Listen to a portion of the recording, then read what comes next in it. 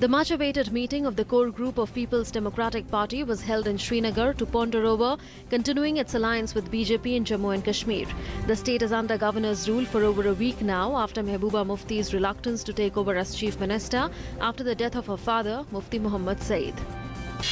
External Affairs Minister Sushma Swaraj met Palestine Foreign Minister Riyad Al-Maliki in Ramallah today and held bilateral talks with top leadership to boost regional cooperation. She paid homage to Gandhiji and expressed solidarity with the Palestinian people. She will also inaugurate a digital learning and innovation center in Ramallah. As a follow-up to Prime Minister's exhortation to secretaries to come up with ideas for transformative change in various areas of governance, a group of secretaries today presented their ideas and suggestions on Swasth Bharat, Shikshit Bharat to Prime Minister Narendra Modi. Union Ministers Rajnath Singh, Manohar Parrikar and Vice Chairman of Niti Aayog Arvind Panagaria were present. To sustain government efforts to eradicate polio, President Pranab Mukherjee launched Pulse Polio program for this year. On National Immunization Day today, around 17.5 crore children of less than 5 years across the country will be given polio drops. Parliamentary Affairs Minister Venkaiah Naidu today appealed to the Congress to understand the mood of the nation on GST bill. After meeting Lok Sabha Speaker Sumitra Mahajan, he said that GST will help in the development of the nation.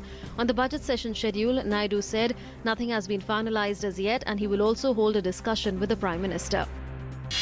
The Department of Posts is planning to open 1,000 ATMs and bring all 25,000 departmental post offices under core banking system by March this year.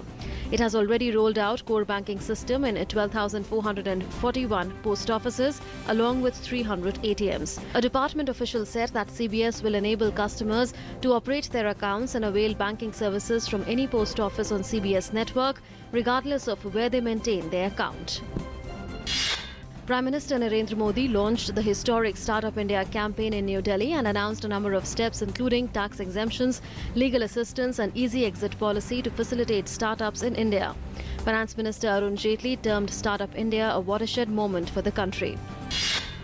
A lawmaker from Andhra Pradesh, P. Mithun Reddy, was arrested late last night at the Chennai airport for allegedly assaulting an Air India employee at the Tirupati airport in November last year. Reddy, who belongs to the YSR Congress, has been sent to a jail in Nellore on 14-day judicial remand. In the wake of avian influenza outbreak, mass culling of ducks and chickens began on Saturday at the government-run animal farm at Gandhigram in the northern part of Agartala in West Tripura. Around 8,500 chickens have been culled and thousands of eggs were destroyed on Saturday at the government-run animal farm in Western Tripura. Another suicide bomb blast rocked Jalalabad in Afghanistan. A suicide bomber detonated himself near an Afghan leader's house. At least 13 people were killed and over 20 were injured in the attack. Provincial Council member of Jalalabad, Ubaidullah Shinwari, is said to be the target of the attack. The compound is close to the Pakistani consulate targeted last week in an attack claimed by the Islamic State group.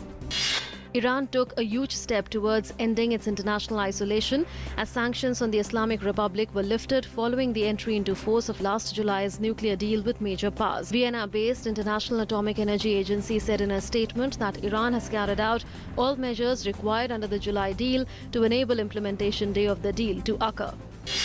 The Islamic State group abducted at least 400 civilians, including women and children, after capturing new territory in an assault on Syria's eastern city of Deir Ezzar.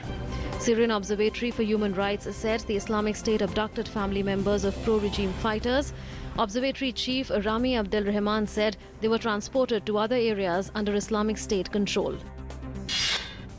A large number of people participated in the 2016 Standard Chartered Mumbai Marathon. Actors John Abraham and Katrina Kaif were among those who took part in the marathon. Over 13 years, the event has carved a niche for itself, not just by being one of the country's biggest sporting extravaganzas, but by aiming to spread the message of health and fitness. The torch relay ceremony of the 12th South Asian Games kicked off today at Major Dhyan Chand National Stadium in New Delhi. The ceremony commenced with the lighting of torch by Union Minister of State for Youth Affairs and Sports Sarbanand Sonowal, who was also the chairman of the Games Organizing Committee. The South Asian Games will be held from the 5th to the 16th of February in Guwahati and Shillong. The torch will travel to all the state capitals of Northeast India and will ensure people's participation in the Games. Australia clinched an unassailable 3-0 lead in the 5-match series after defeating India in the third ODI match by 3 wickets at Melbourne Cricket Ground today. Forced to bat, India set a target of 296 runs, which Australia achieved in 48.5 overs for the loss of 7 wickets.